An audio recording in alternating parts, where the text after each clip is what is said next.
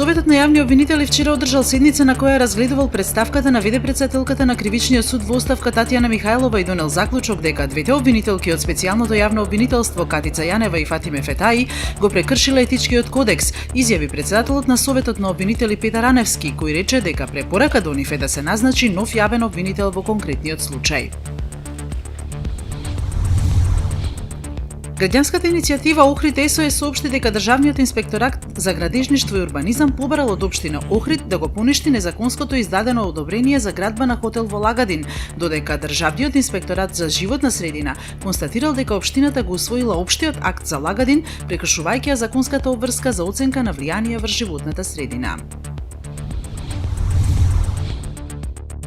Познатиот азурен прозорец на Малта се урна. Карпата го изгуби својот специфичен изглед по невремето, а премиерот Жозеф Мускат го опиша настанот како невозможен. Истражувањата направени на Карпата претходно потенцираа дека таа не е во опасност, но властите неодамна поставија знак во кој ги предупредија луѓето да не поминуваат под неа, а пропишаа и казни за тоа.